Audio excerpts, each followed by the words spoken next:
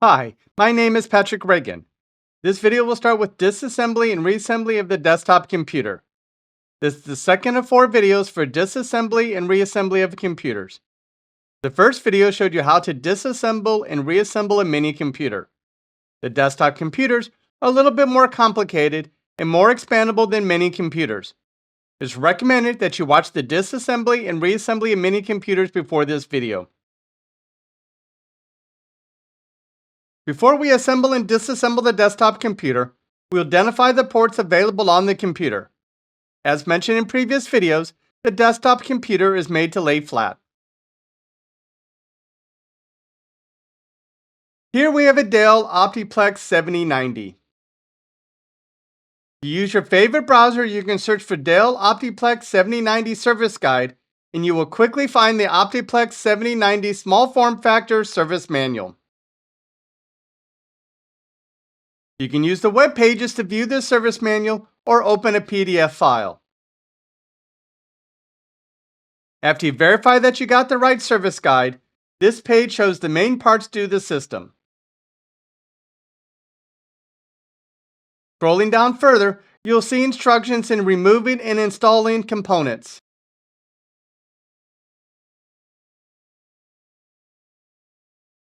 As you can see, this system has 2 USB Type-A ports, USB 3.0 Type-A Super Speed port as indicated by the SS icon next to the port in the blue color as part of the connector. In addition, the system also has a Type-C USB connector. This system also includes a DVD read-write drive, an SD slot, and a universal audio jack, which is meant mostly for a headset.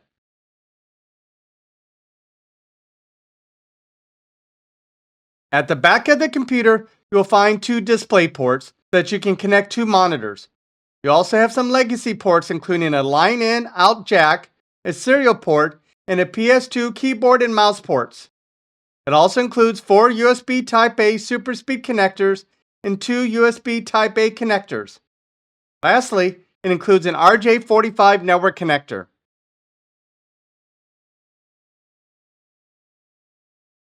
You should also note that this system supports 2 openings for expansion cards.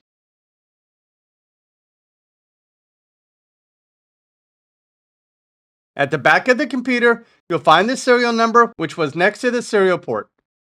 Underneath the computer, there is a label that includes the model number and voltage information for the system. In the mini computer disassemble and assemble video, I showed how you can use the serial number to find the technical specifications of the computer and to locate the drivers provided by the vendor. The same would apply to the desktop computer. If you have any doubts on how to service a computer, you should research the vendor website and download the service guide for the specific model you are servicing. Anytime you work inside a computer, you should wear a properly connected ESD strap to prevent electrostatic discharge that may damage your computer and its components. While some computers will use 3 to 5 Phillips screws to hold the lid, this system has a sliding latch to take the lid off.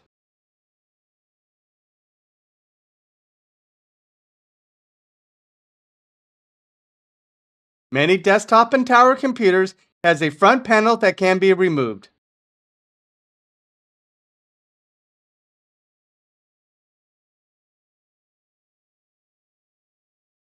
Inside the computer, you can see the power supply, a drive, and a CPU fan.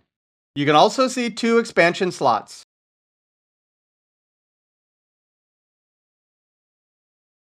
This system has metal brackets that holds the drives. The top blue bracket holds the SATA hard drives without the need to use screws. In either case, SATA drives and DVD drives use a data cable and a power cable.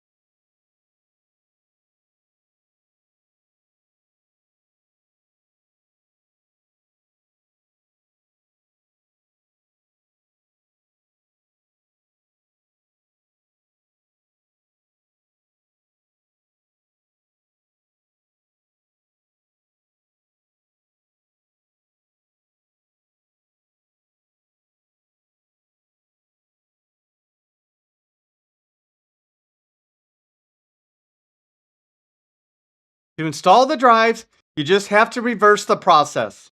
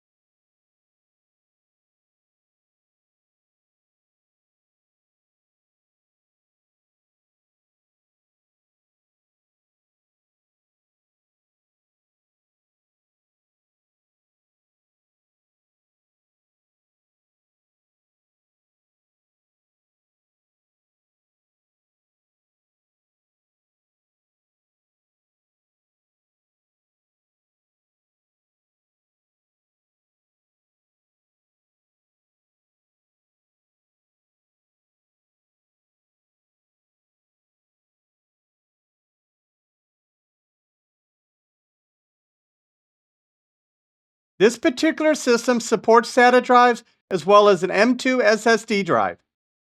To remove a drive, you just remove the holding screw and pull the drive out at an angle.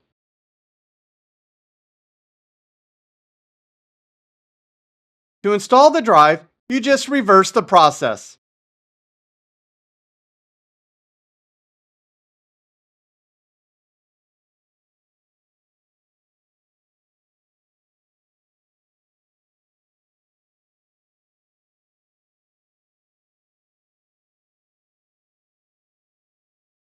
Some systems will use a solid-state drive, which removed and installed similar to the M.2 SSD drive.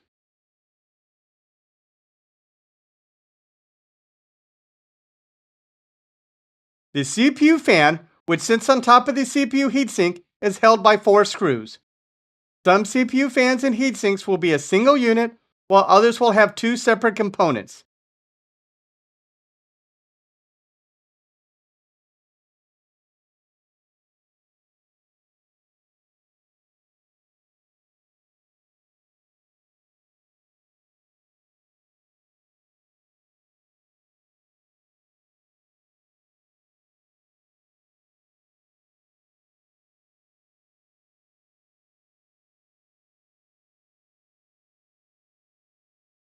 In addition to the 4 screws, there's also a fan power connector that usually connects to the motherboard.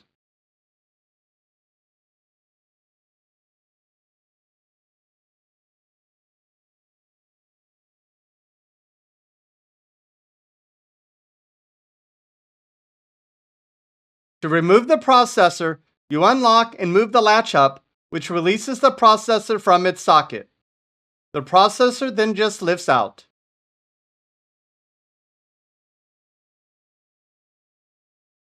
To install the processor, you just reverse the process.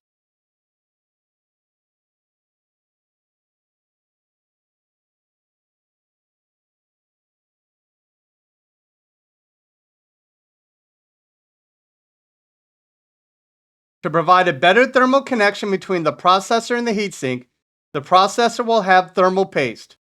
If you remove the heatsink from the processor, it is recommended you clean off the old thermal paste and apply fresh thermal paste. To align the processor, pin one of the processors indicated by a small triangle in one of the corners. In addition, the processor will often have notches to make sure the processor is connected properly.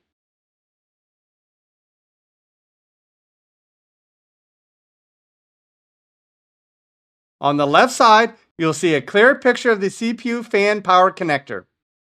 To install the heatsink and fan, just place the heatsink and fan in place and tighten the screws.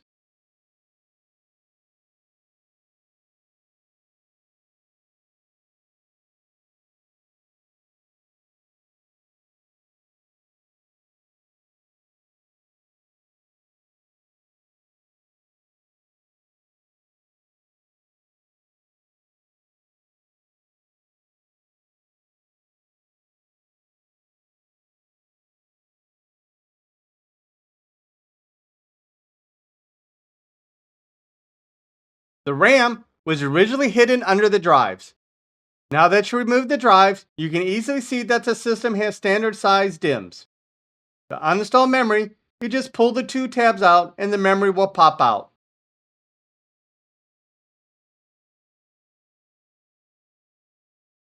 To install memory, you just push the memory into the memory slots until the two tabs lock.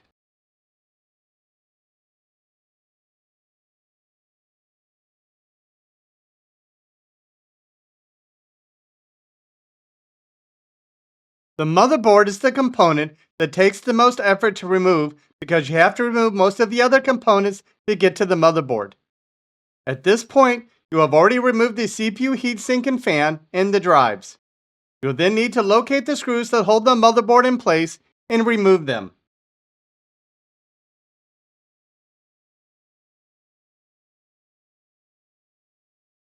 You also have to move some of the wires or cables that connect to the motherboard, including the power connector.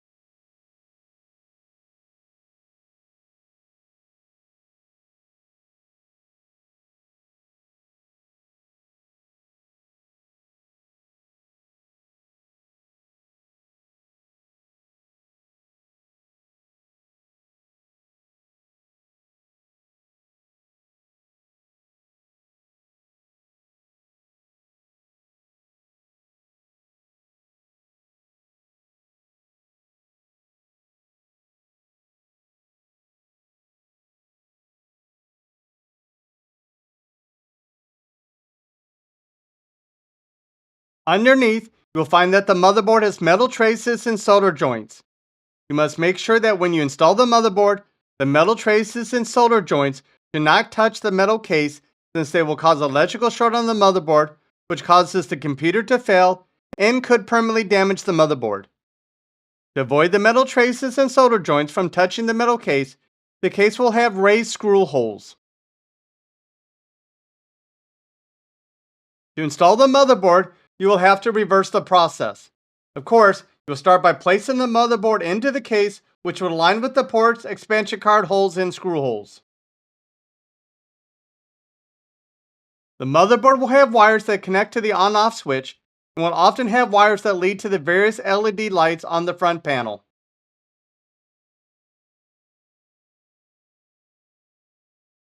The power supply will have a power connector that connects directly into the motherboard. The power supply is usually held by multiple screws and/or locking latch, such as the blue latch.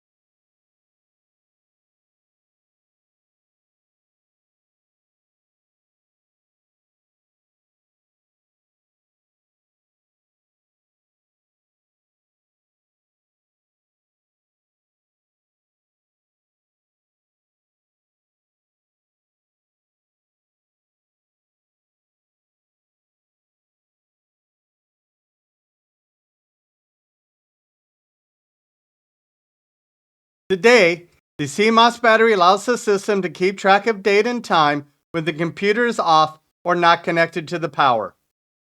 The CMOS battery is a small battery about the size of a coin, such as the US quarter. It has a small latch that can be pulled outward to release the battery.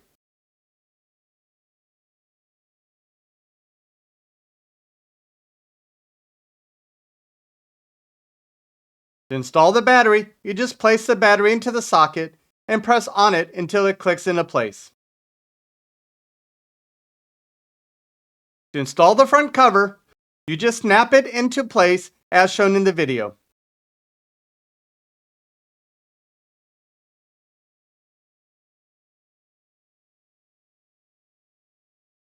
Lastly, you put the lid back on the computer.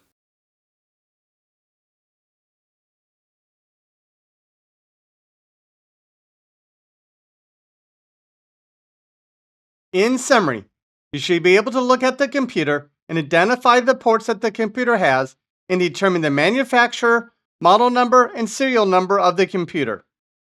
You should also be able to find the service manual for the specific model. When working inside a computer, you should use an ESD strap. To align the processor correctly, pin 1 is identified with a small triangle. In addition, the processor may have some alignment notches. To uninstall DIMMs, you just pull the two tabs out and the memory will pop out. To install memory, you just push the memory into the memory slots until the two tabs lock. The motherboard must have the proper spacing from the case to prevent shorting the system. The power supply will have one or more connections to the motherboard and usually held into place with multiple screws. Make sure that you do not have any screws left over when you assemble the computer.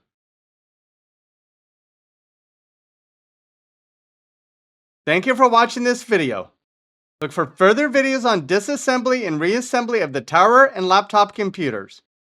If you have not already, subscribe to the Pat Has Your Back channel. Thank you.